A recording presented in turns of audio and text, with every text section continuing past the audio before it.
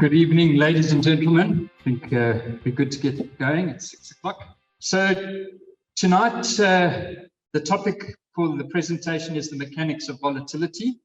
And please don't worry, you're not going to be writing a chartered financial analyst at the end. The idea is to really try and bring you a little bit into our world, and so that you can understand a little bit of what happens when you get your statement and it looks all over the place. But before we do that, I must put out a disclaimer. My official title is Marketing Director, and so my fellow directors want to make sure that I always pay the bills. And so I'm going to start with, many of you will have seen on social media, but for the third year running, we won a Raging Bull at the Raging Bull Awards in Cape Town on the 28th of February. Michael and I went down there, and very excited to have won this third year in a row. We in fact won 2 awards on the evening. So we won it for our Harvard House BCI Property Fund, and we won for 3 years absolute performance. But the one we're more proud of is the 5 years risk-adjusted performance. And that is really, they put you through a process to show that you gave that return without taking excessive risk relative to your peers. So that was quite exciting for us. So now that I've paid the bills, I can move on. So I want to start by talking about the endowment effect.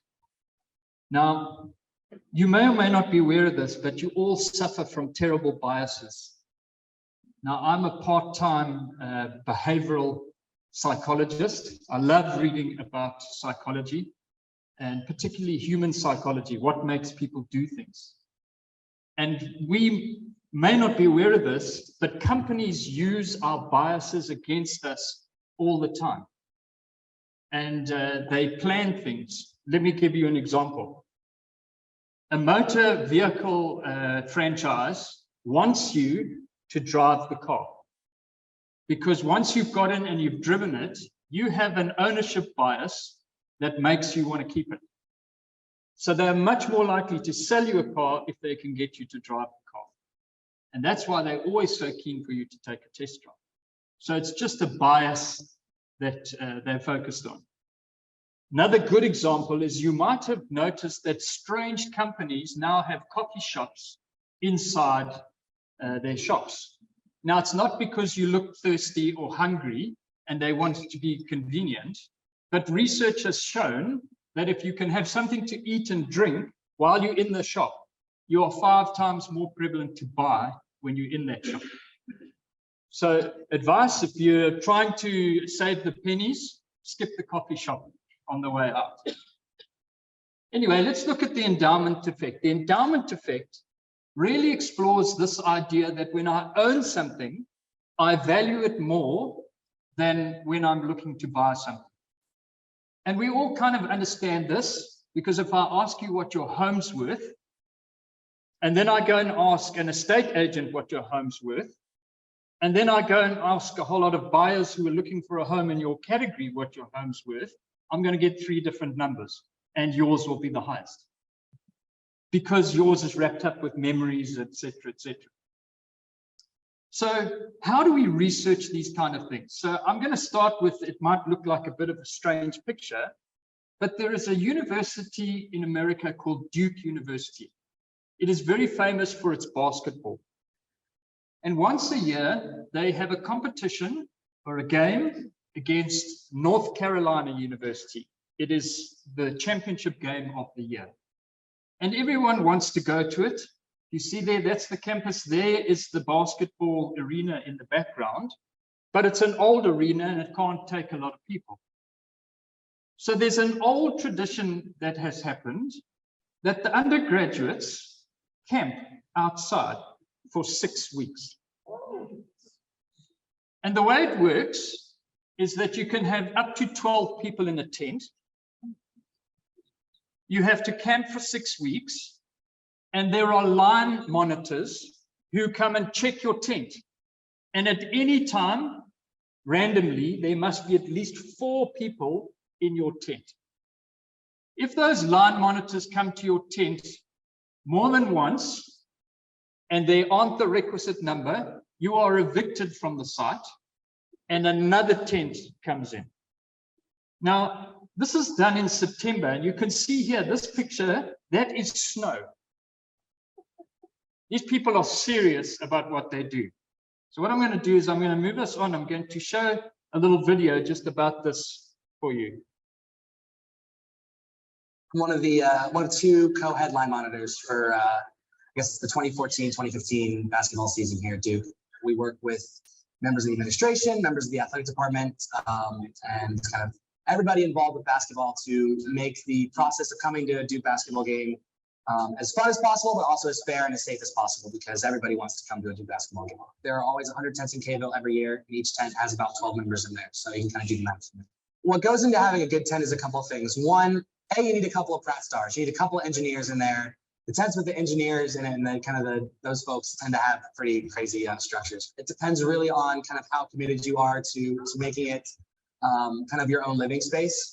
Some kids treat Kville as kind of just like, oh, I'm just here to do a shift so I can get into a basketball game. Whereas the more committed students really treat it as, I'm going to forsake my dorm room and actually make my tent a home and comfortable and live here instead. Going to the Carolina game is really an experience unlike anything else, not just at Duke, but I think in sports in general. It's something that's on everybody's bucket list to do at least once. And having gone to quite a few myself, I can say that there really is nothing like it.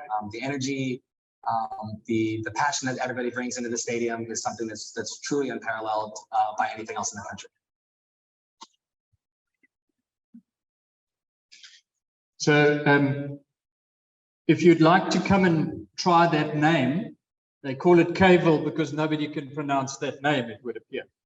So for 6 weeks, they camp there. And if you're successful in not being evicted, then what happens is you go into a lottery. And only a limited number are drawn out of the lottery. And those people are allowed to buy a ticket. The others go back to their studies. Now, you would think that if you've been prepared to be there for 6 weeks camping in snow, then you've got a pretty high desire to go to that game.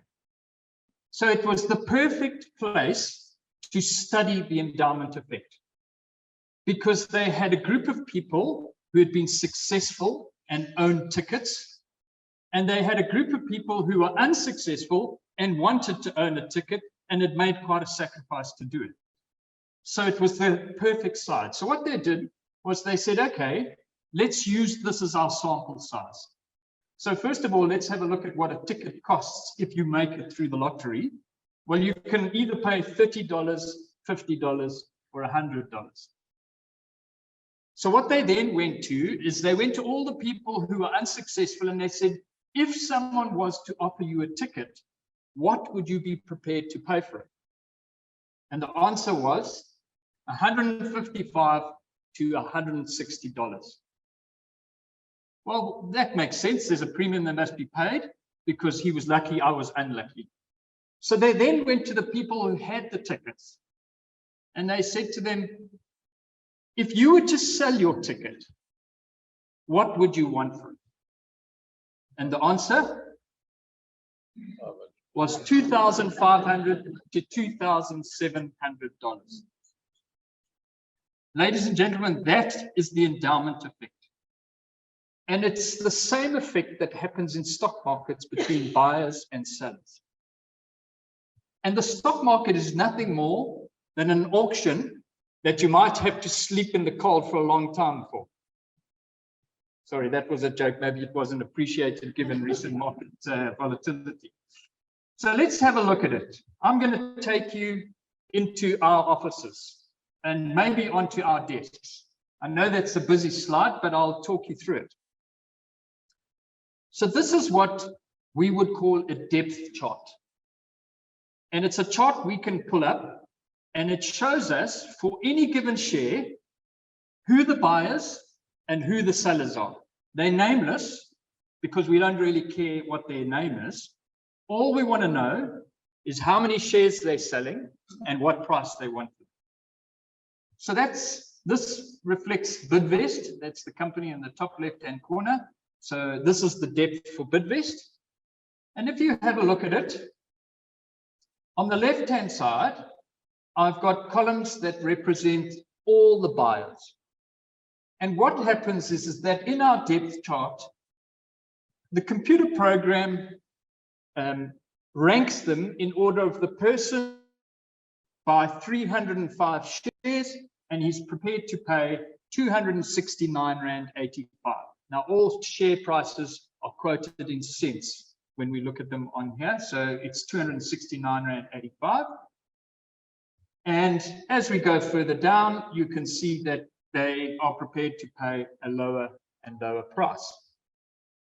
On the other side, so those are called the bids. On the other side, which represents all the sellers, we have the people who are asking the price. That's why they're called the asks. And demonstrating the endowment effect very well, the price of the ask is much higher than the higher bid.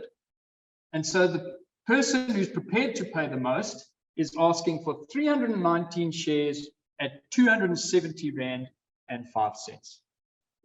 Now, in order for a transaction to happen, one of those people have to capitulate.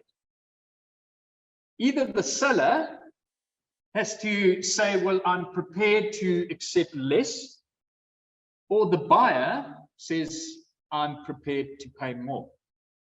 And should they meet, they will phone their broker and go, see that on the screen, you can take that. Take my 305 shares out of that, and I'm prepared to pay his 270.05 Rand.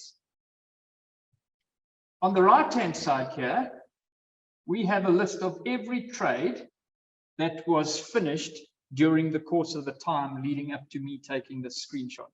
So you can see the price that was paid, how many shares were sold, the time, and who capitulated. Was it the buyer who went up, or was it the seller who dropped? And so that sits on our desk every day, and we can watch it on any share at any time. So now that we've set that scene, let's deal with a few perceptions. Further down on our buyers list, we have got active bids that are a lot less than where the market is at the moment. So this is that same screen, but it's scrolled down 4 times. So you've got a guy sitting down here who's prepared to pay 500 bidvest, buy 500 bidvest, but he only wants to sell, to pay 200 Rand. Now, bearing in mind, the last trade was done at 270. So that is 30% down from the current price.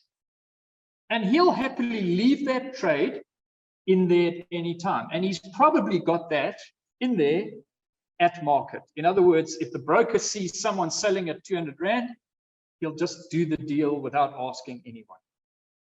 Now, if all the buyers retreat and take those higher bids off, and he becomes the top bid, and I have a liquidator or an executor or a panicked investor saying, just get me out, then he'll get his price. And the problem with that is that every single person who owns Bidvest, whether they're in a pension fund, a unit trust, in your portfolio, then has the same price. And if that happens the day, Friday close, 31st of the month before we print your statements, then that's the price on your statement for Bidvest. And your value is calculated by the number of shares you have, by that last price equals, that's your value. So let's take you back and maybe revisit a trauma that we all had. Steinhoff, widely talked about and written about. In fact, if you haven't watched the Netflix series, I can highly recommend it, and it'll tell you what really happened in the whole saga. So this chart, this is an extract from our terminal, and and basically what it does is it takes the day before Steinhoff collapsed and the day after. It is what's known as an intraday chart. So shares trade all the way through the day. So you remember I showed you that list of at 11:59 there was this trade, At 12:01, there was this trade. That's how that chart is drawn, by putting all those trades and saying that's what the price is. So you can see it's steadily traded kind of down during the day. Now, one of the things that happens with companies is they announce results, they put out cautionaries, they put trading updates. Most times, those things happen outside of trading hours. They either released into the evening or early the next morning. So what very often happens in this situation, and we got it a lot during the Steinhoff, people were going, you know, it was trading at 55 and you sold me at 18. Why didn't you sell it at 45 or 40 or 35 or 30? Well, ladies and gentlemen, it never went through that number. Because what happened is that when it closed last trade on that December evening at round about 55 Rand a share, the news then broke after hours that the auditor refused to sign off the audit. When we got into the office the next day, the first bid, the highest bid, was 18 Rand. That was the first bid. So the share price didn't slide through all those numbers to get to 18. It went straight to 18. And some guy went, this can go a lot lower, which it did. I'm getting up. And so as soon as he did the trade at 18, off he went, and everyone's share value was now 18 Rand. And so we don't see this sort of steady roller coaster movement. It's more like jumping out of an aeroplane.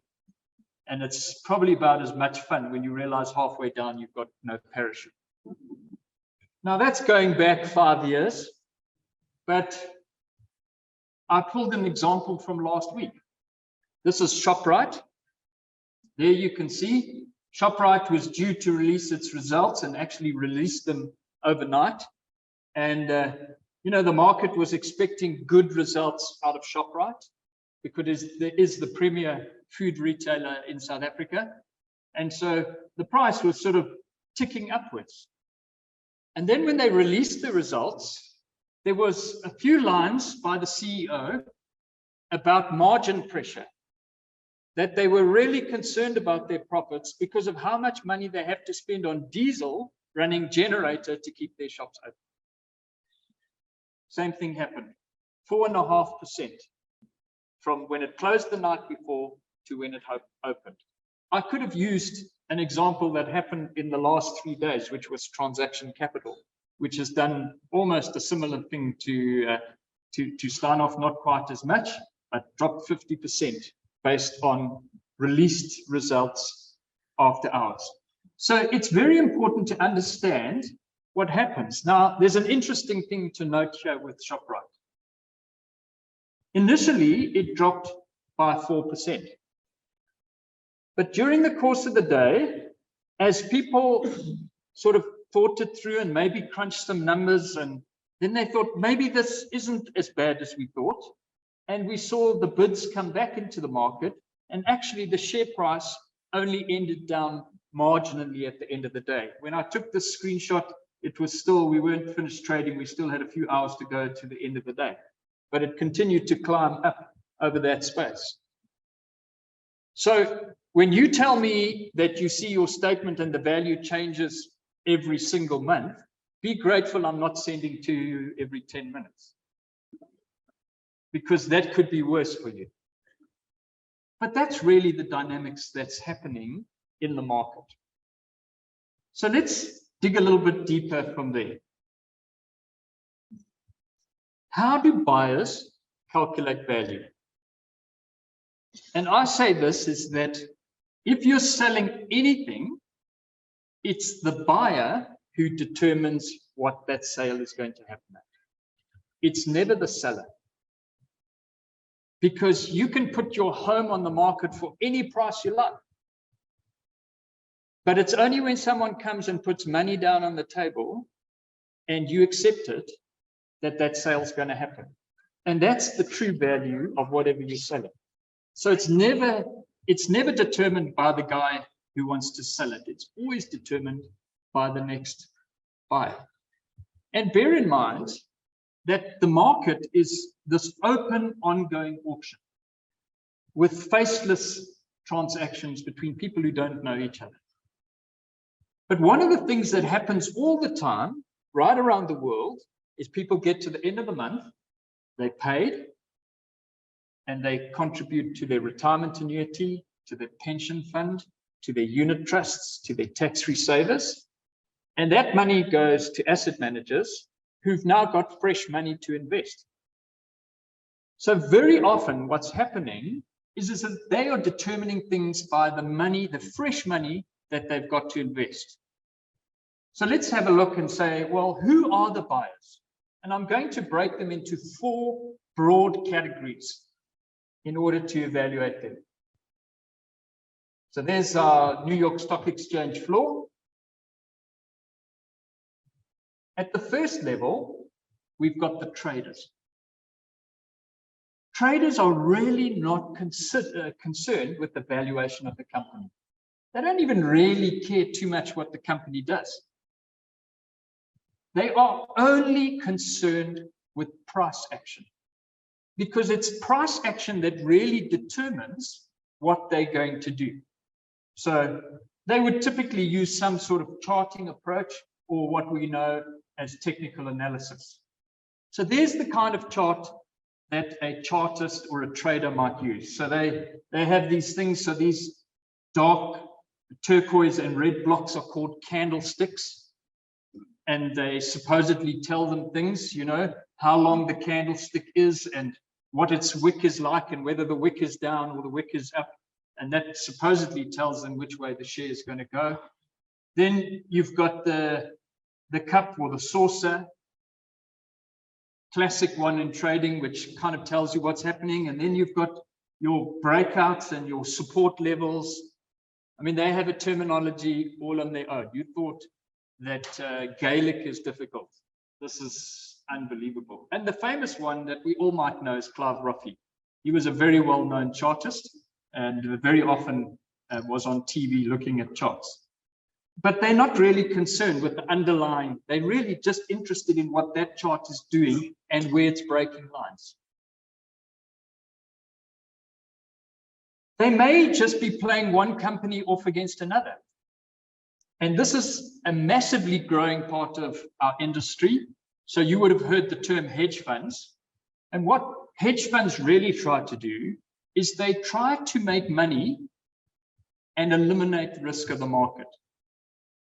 So typically what they'll do is play one company off against another. So let's just take Standard Bank and First Rand as 2 examples. Let's say I'm a hedge fund, and I think that First Rand is going to perform better than Standard Bank.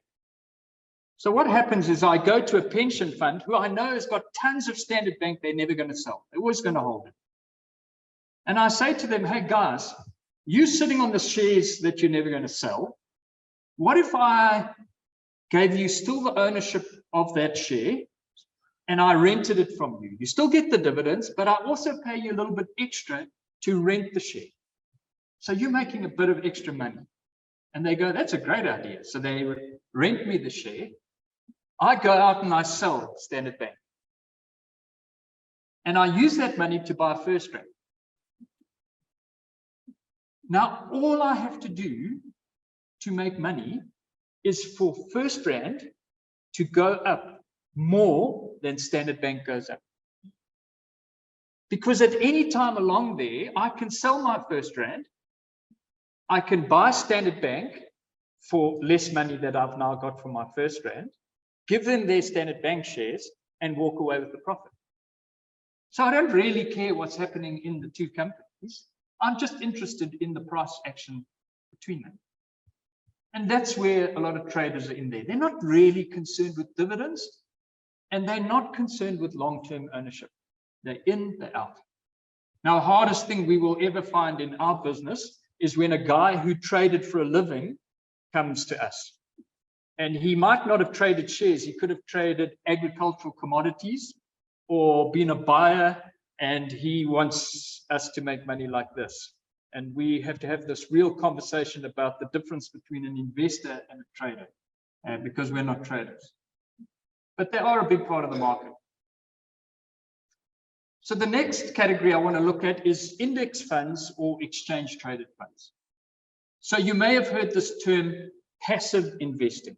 It's very, very vogue, and it's spoken about a lot, and it's growing exponentially around the world. And the idea is, why must I pay an asset manager to make the choice of what to buy? I will just buy the index. But you can't buy the index because the index doesn't really exist other than as on a piece of paper. Because what is the index? The index is made up of the shares that are constituents to the market. So for example, the top 40 shares, the top 40 index on the JSE is the top 40 shares. But who determines what the top 40 shares are? Well, it's quite simple. Every share has a certain number of shares in issue. That's a published thing. And their share price is easily ascertained because we've got the market. So if I multiply the number of shares in issue times the share price, I get a value of the company. That is known as market capitalization, or you may have heard this term market cap. That's what it means. And then it's very easy to rank the shares from the 40th biggest share to the smallest out of those 40. And based on its market cap versus all 40 of them put together, I know what percentage of the index it should be. But that percentage changes with every movement in the share price. So what these guys are trying to do is they're trying to actually buy the shares to replicate the index. Because everyone says, I'd rather own the market than give my money to an active asset manager. Now that becomes a very difficult thing to do because the shares are moving all the time. And so the percentage weighting is moving all the time. And as a result, these guys are much more concerned about replicating what the index is doing than what the values of the underlying shares are. And in fact, it's so complex that today, pretty much all this trade is done by computer because the computers think faster than you and I, and they're able to do the trades. And so the passive investment industry is trading by computer. No emotion. Look at my algorithm. What do I need to do? Put on the sale, put on the buy, doesn't matter, get it done. And if it's a sell, it's a sell. If Amazon drops by 30% and nobody else does, then they're also becoming a seller because now they've got a different weighting in their index. So they just sell. No looking at earnings or outlook or anything like that. So the buy or sell is really only relative to the share movements between the companies on the index. The third type of investor, and these have become much more prevalent in recent times, are the public online platforms. Now, you would be able right now, if you've got data and you've got signal, to register on a platform called Easy Equities. It would take you no more than 5 minutes sitting right where you are. And as soon as you've done that and you've funded your account with some money, which I'm sure you could do from your bank on your phone as well, you could buy a share anywhere in the world for only 10 Rand because you can buy a fraction of a share. And this has become massively prevalent. People are doing this all the time. The problem with these people, and I'm talking about the general public, is that your news flow is way behind our news flow. So by the time you read in the newspaper or News 24 or whatever it is, we knew that information either 8 hours ago or 3 days ago. And it's possible that some of these guys are getting their hints from their Uber drivers. Or dare I say it, the holy cow in this room, their son phoned them and worked for this company and said, Dad, I think you should really buy that share. They're not doing any form of analysis on the company behind. They are working on hunches. I don't know, maybe it was the cheese they had for supper last night. They just like the logo of the company. There's limited research. They often follow the herd. They will often panic and sell. And you might have seen, I don't know if you noticed, but a lot of the trade sizes, the volume sizes, were not big. It was 300 shares, 200 shares. And a lot of that is because we have these kind of guys in the market. And it's so easy for the average man in the street to get access to the stock market and buy and sell. They're very small volumes, largely. The last investor, I'm going to classify as the professional investor. The Warren Buffetts, the unit trusts, the pension funds, the Harvard houses of the world. And we're a little bit different because we're investors. We're interested in the company. And we're going to do some analysis on that company. We're more interested in its underlying metrics and what it does and what the outlook is and all the moving parts in that company than we are in the day-to-day price movement.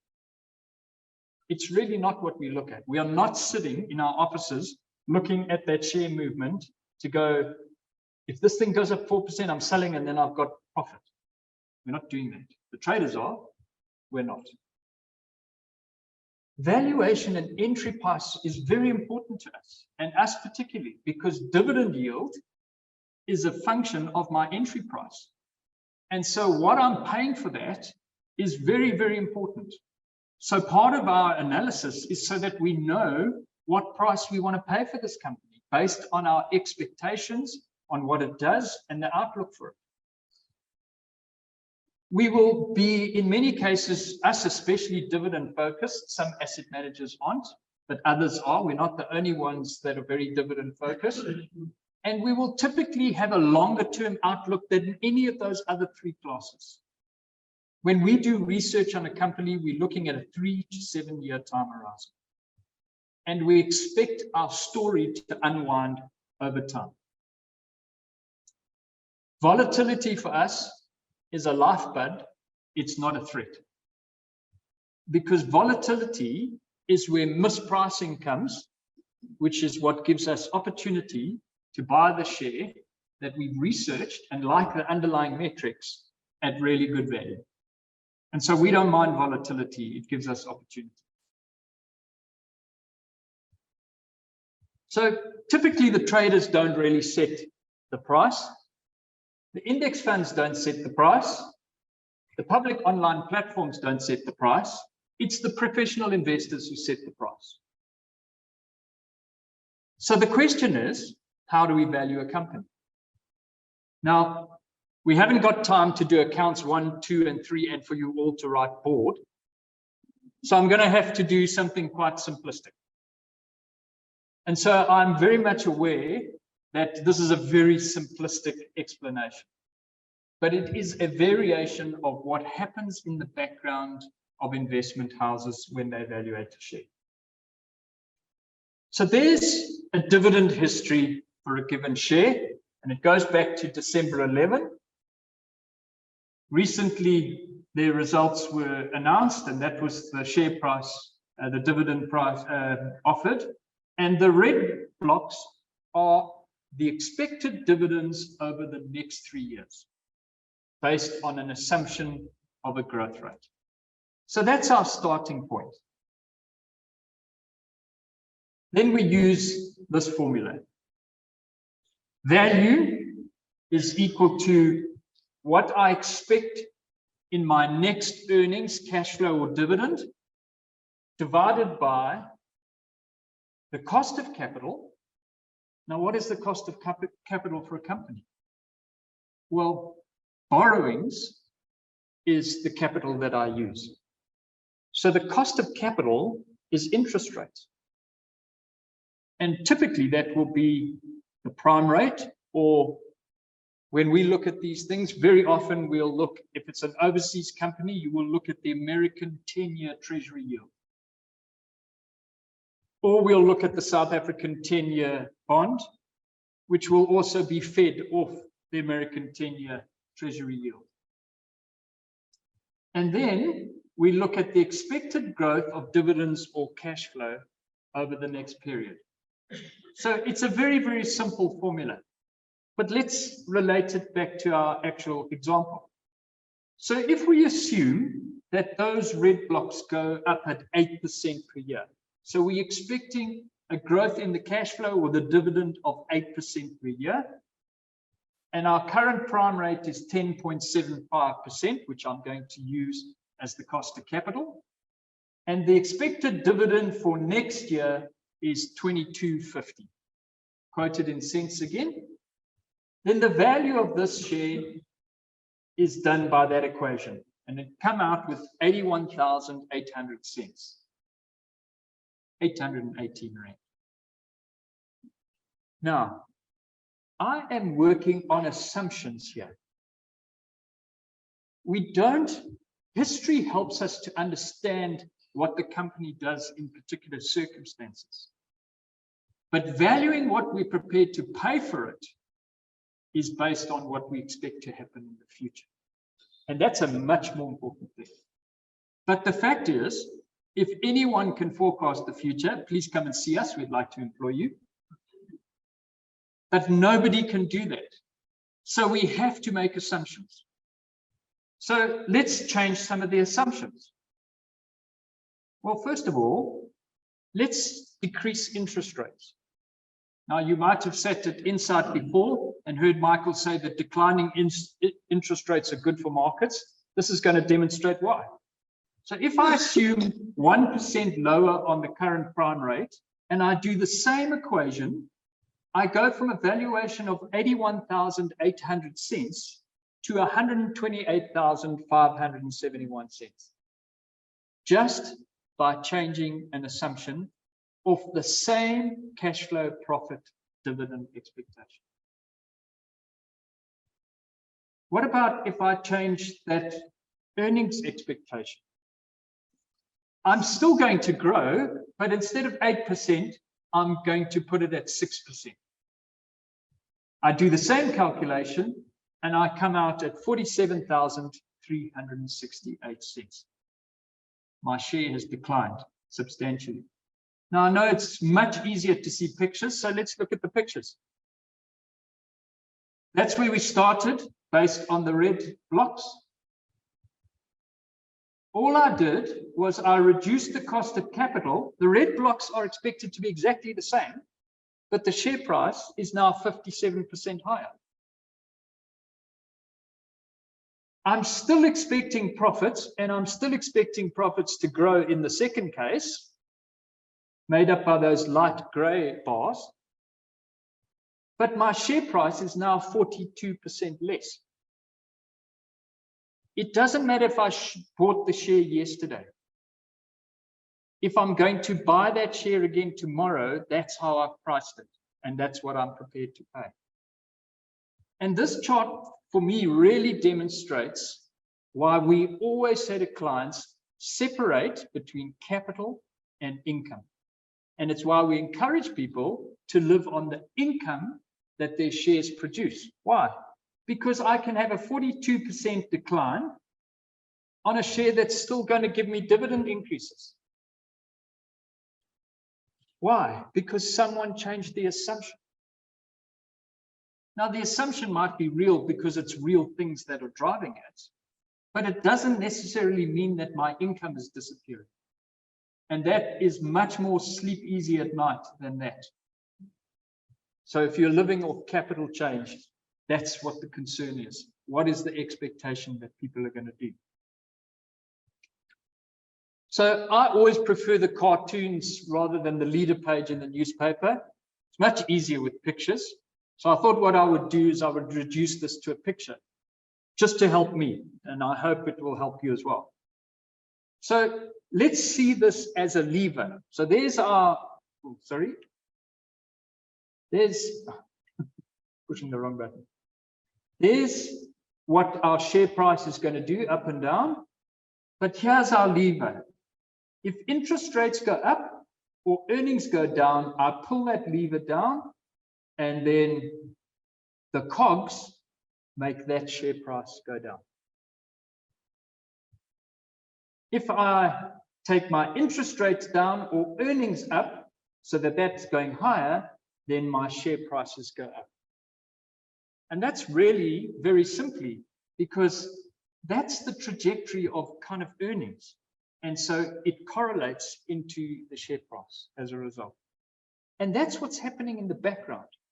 Every single day, there are active investors analyzing companies and then making buy decisions based on their analysis. And that's what's driving the market. So let's go back to my original example.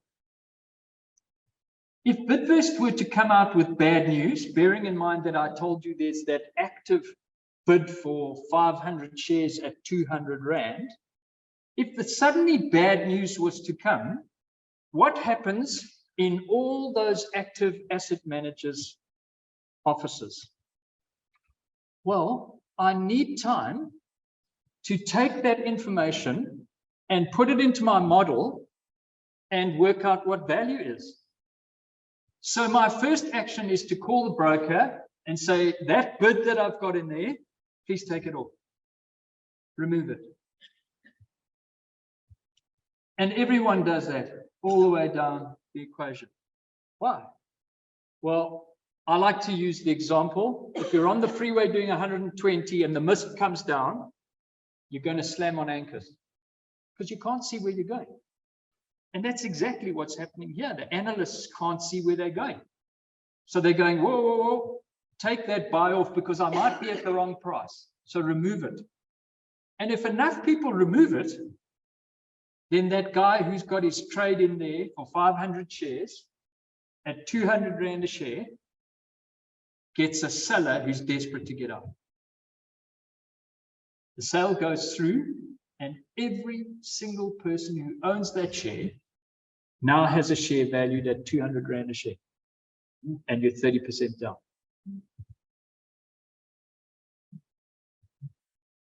So in conclusion, the last trade determines a share price, but the next buyer will determine where it goes next. Earnings and interest rates are the two biggest predictors of a share price's direction, and analysts are always making educated assumptions about the future. Unexpected events always cloud the future, and it causes buyers to withdraw. No buyers equals falling prices. And if you want a good example of that, phone anyone who's got property in Johannesburg, because everyone wants property in the Western Cape. And so you can buy amazing value in Johannesburg. Dividends can still rise when share prices drop, which is a good example from my moderating the dividend from an 8% growth to a 6% growth, giving the drop in the share price. And volatility will always exist on markets. And I say there, to avoid volatility is to avoid potential returns. You see, everyone wants their share price to go from the bottom left to the top right of the chart. But if share markets were never volatile, everyone would invest in them because there'd be no fear. If everyone did that, your returns would not be as good over the longer term out of equity as they are. Why? Because everyone owns them and they don't sell. And volatility is the opportunity for us to get the opportunities to buy shares that we really like, that we've researched, that go less than the price that we liked when we first looked at them. And if there's no change in the underlying mechanics of the company and we still believe it's a good case, it gives a great buying opportunity for us. So ladies and gentlemen, I hope that's taken you a little bit into our world of what happens at our desks, and that we're not just sitting there throwing bits of paper into the paper basket to see what the score is between us. We are actually doing some work in the background, and this is what we spend time doing in digging through companies to put into your portfolio. Very happy to answer questions. There's other team members who are far better qualified to answer some of the questions that have already been asked, and I'll gladly hand them on. So thank you very much for joining us tonight, and open for questions. Robin Terry, how is the collapse of those two banks in America going to affect the South African market? So we've been asked that question. This is the third time we've done the presentation, and same question was the first question every time. So Michael is here. Michael's actually written in Intuition for release this week on this subject specifically, and we will be filming on the Money Morsel tomorrow on this subject specifically, but you can get the news first. Yeah, listen, it's obviously not great. Bank runs always cause a lot of, I think, emotion and fear amongst people. But really what happened in America last week was that it's Silicon Valley Bank, let's call it SVB for short. So they had a very small customer base. They lent largely to technology companies. And obviously, it's actually an old bank. It's 40 years old. It started in 1983. But over the last sort of 7 or 8 years, it's been very easy for tech companies to raise money. 0 interest rates. Everybody was throwing money at tech. And tech companies raised a lot of money and put a lot of money in the bank, right? Over the last year, tech companies have fallen out of favor and interest rates have risen. So it's not very easy for them to raise money for. And they're now starting to draw down on those deposits to fund their operations and pay salaries and things like that. That's a normal part of operations. Okay. So what happened basically was that people started to withdraw their money.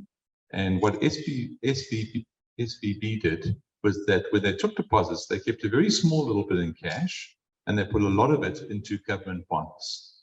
Now, that's a perfectly good strategy if you think that interest rates are going to stay 0 forever, but they obviously haven't.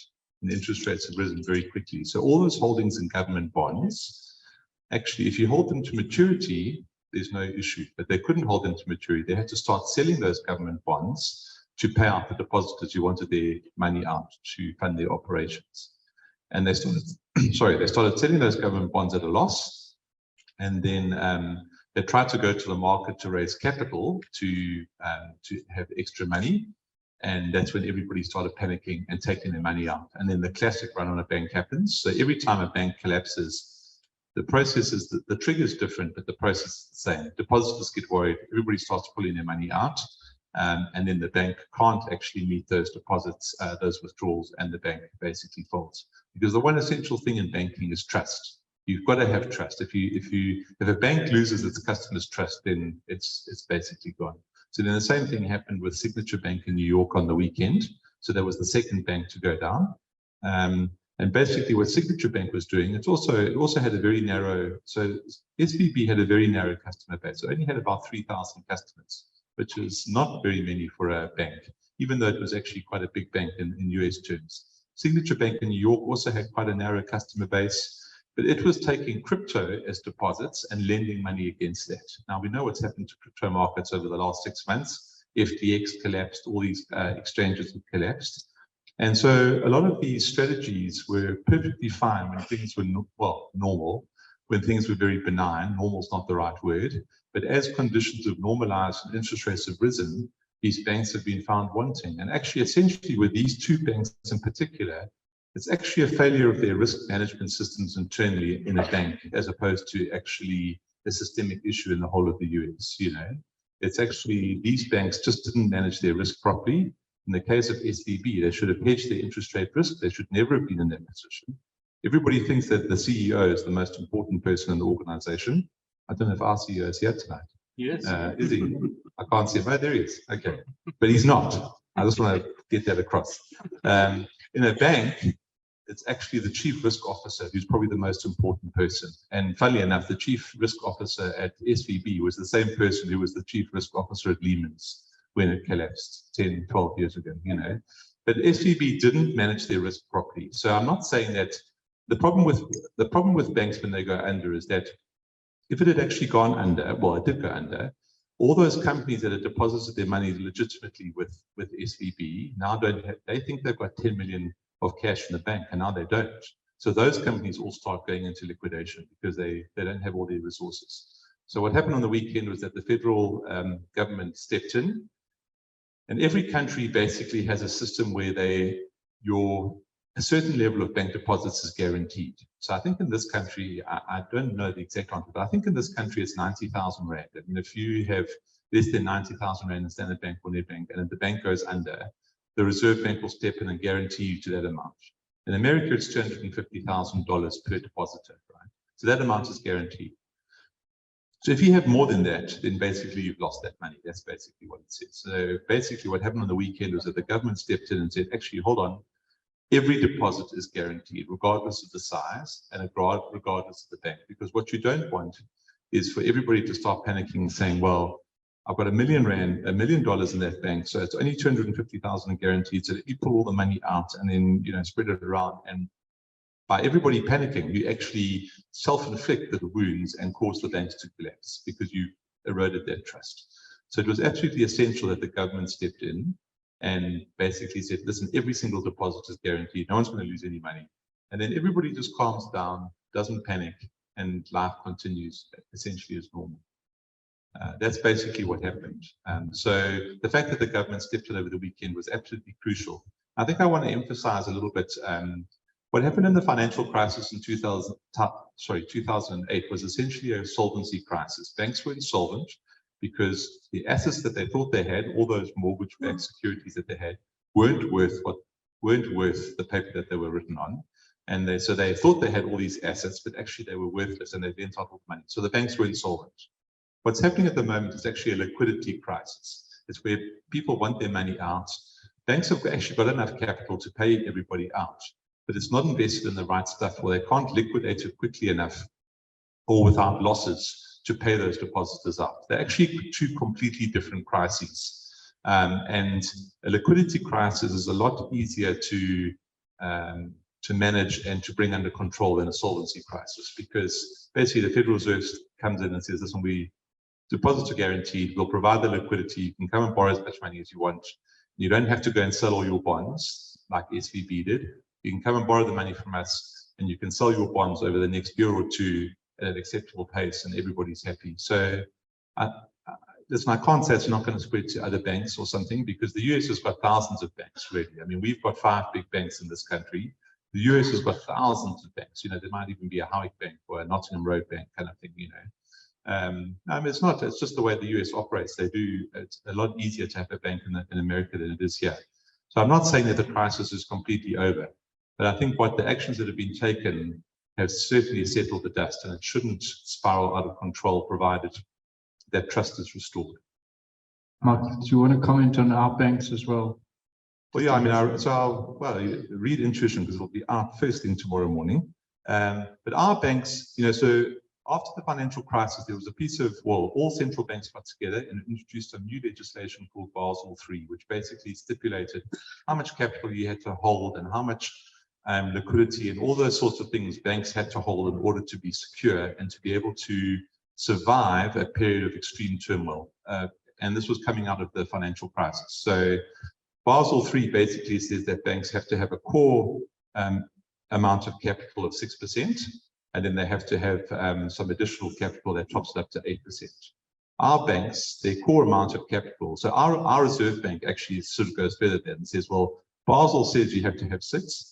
The Reserve Bank in South Africa says you actually have to have 8.5%, because we're an emerging market and we're South Africa, we're not quite as strong as Europe and things like that. So we're going to add a little bit extra just to make sure we have a decent buffer. So our Reserve Bank says 8.5%. All our banks have an internal policy of their own that's set at the board level, where it's between 11 and 13%. Okay, so that's double what Basel as a whole global banking system says you should have. Okay, and then in addition to that, they have second tier capital, which is not quite as strong as the core capital, but second tier. And most of our banks sit at sort of 15 to 16% versus Basel sort of 8%. So we've got double the amount of capital that basically essentially global banks require. And if you look at the liquidity and the solvency as well, our banks are very well managed. And I just write an intuition that, people say that South African banks are very well regulated and very well managed. It's actually not, it's not a flippant comment, it's actually true. Our regulators are very strong in this country. The Reserve Bank is very strong. Our banks are very conservative by global standards. I really don't see any, it is the remotest chance that what's happening in America spills over to our banks. I think it's really, they're not really linked at all. Awesome. Thank you, Michael. Any other questions? Because the shares are so volatile, how often do you get round to reviewing individual portfolios? So, so what happens is that your portfolio. So there's two aspects to portfolio construction. The one is evaluating shares. Okay, so what we do is we run a model in terms of looking at shares as building blocks to achieve what we're looking to do from an income perspective from there. So part of that is looking at trading updates. It's looking at analyst expectations. It's looking at results, interim results. And we have a series of charts that we are looking and that we populate in terms of looking at the background of a company. Obviously, within that, we do understand. So what our team is doing is understanding what that business does. Because mining isn't just mining. For example, you could be in coal and gold, and the next miner is in iron ore and copper. Those are two different mines that are driven by two different characteristics. So actually understanding what the company does and the dynamics of those markets are quite important.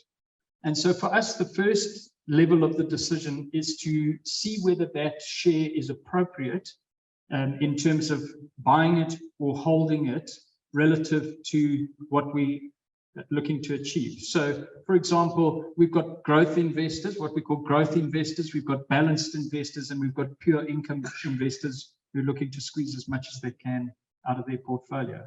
And we've got guidelines. So when we look at a particular share, we will look at that share, and based on how we analyze it, we will give an indication as to what its guidelines should be within portfolios, given those three mandates from a weighting point of view.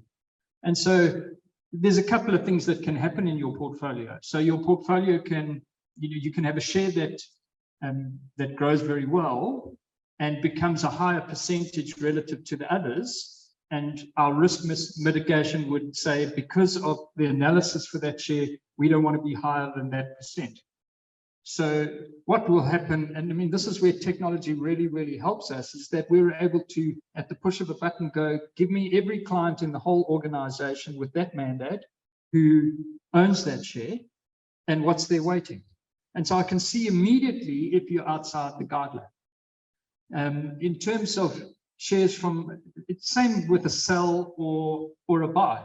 So, we've built tools, we spend a lot of time, and we've got some really, really bright young guys who've taken the data that we've used and built some incredible models for us that we can actually push a button to match our analysis to the actual portfolio construction. So that's at a very big level. So, the first thing is to make sure that the company relative to what you're trying to achieve in the portfolio is correct. And so we can do that on an exception basis through the company level. But now, obviously, when you're just dealing with one company, I mean, if you do 2 or 3 of those in isolation, then you'll have a problem where you could take some action and then you upset the balance of the portfolio. So you do have to look at the big picture of the portfolio to make sure that that balance is correct, which the asset managers are doing on an ongoing basis. So, I mean, if they're going to do a transaction in your portfolio, they will look at what that transaction has done to the portfolio in terms of the adjustment. So we think it's very important to research the companies and then apply it into your portfolio from that perspective. Bearing in mind that also, because we have this philosophy of separating capital and income, you have to be very careful what you put in a portfolio to make sure that you're going to meet the income requirement. Now, there's no point in having a great share that meets all the criteria, but doesn't give you enough dividend flow along with its other components of the portfolio to meet what your income requirement is. So sometimes that also drives the decision of what is in the portfolio, and that has to happen with a big picture look. So again, we have, as part of our system, we're able to look at your portfolio and actually go, what do we expect this portfolio to pay out over the next 12 months? So we can do that and say, this is what you're drawing, and we can graph that and look at it. And so those things are happening dynamically across portfolios all the time. And so we use a mixture between those tools that allow us to say, where should we be looking? But if anything like that flags, you have to look at the whole portfolio. You can't just go, well, I've dealt with that share and it's over. It now has to have a look at the portfolio as a whole. And that's a dynamic thing that happens all the time. I don't know if you want to add anything there, Michael, or we'll have covered that. Sorry, just an answer to your question. We really, probably as a portfolio management team, we're obviously reviewing it. We're talking about shares all day, every day. But every portfolio gets reviewed at least every sort of bi-monthly, every sort of 2 months. And I think sometimes the difficulty is that if you don't see any action on your portfolio, it doesn't mean we're not looking at it. It just means that we're actually quite happy with what's there, and to make changes is not necessarily going to put you in a better position than where you are. But sometimes you can look at it, there might not be a change for 6 months, but that doesn't mean that we're not looking. I think, I wonder if I can add another thing. We like to think that owning a direct share portfolio is complete transparency, because you see every counter that you own and you can see everything that's happening in there. And it makes it a lot easier to see what contributed and what didn't contribute. It also makes it easier to talk to you if a share price hasn't done much, to talk to you about the dividend flow, which often happens. And if that's what we're buying for, it's key. The bulk of the industry likes to sell investments in unit trusts, and we have unit trusts as well. But if you go into the bulk of the industry, you will only be able to get the top 10 shares held by that company. So you can pull out a fact sheet and they will show you the top 10 shares that they own, and you won't see anything else inside that. So I want to give a really good example. I brought back some memories from Steinhoff. And one of the things that we had at the time, because people did suffer and we held Steinhoff and people suffered with Steinhoff, we had lots of people coming and saying to us, but that company didn't have Steinhoff. And so the question goes back, how do you know that? No, because I've got their fact sheet. Now, if Steinhoff was my #1 share and in my top 10, and the share price goes from 55 down to 18, next month's fact sheet doesn't have it in the top 10. Doesn't mean I didn't own it. It's just not in the top 10. And so owning a very, very transparent portfolio can sometimes show you all the warts that you're not seeing in every share portfolio that exists, including in the unit trust industry. And by definition, if your expectation of an asset manager is that they are going to only own shares that never run into trouble, then you've got an unrealistic expectation. Because I think within the industry as a whole, what we want to do is to make more good calls than bad calls. But the reality is that events outside of your control that you will never know happen. Steinhoff was a good one because it was fraud on behalf of a senior director. I mean, when he's being fraudulent to the auditor, there's not a lot that you and I can do sitting remote from that. And so the fact is, that's why you don't just have 2 shares in the portfolio. That's the key to diversification. And that's part of why when we're looking at a company, if there's certain metrics that we're getting uncomfortable with, we might not hate the company. We might even think that it's a good company and it might trade through that, and that might never happen. But it's why we might reduce the holding that we've got in there. So a really, really good example that we've just had is that some of you might notice through your portfolio over the next month or two that we've reduced our holdings in British American Tobacco. That's been a core holding for Harvard House for many years. But we're concerned with some of the legislative events that are happening and are key headwinds to the company. And we're not comfortable having high percentages for clients in that space. We don't think it's going anywhere. We think it's a good dividend payer, but we just don't want to have that higher percentage when we think there could be some shocks for the company coming down the line. And so that's really what asset management. So I've added a lot on. I hope it's been helpful. Ladies and gents, thank you so much for coming out. We really appreciate the time. Thank you.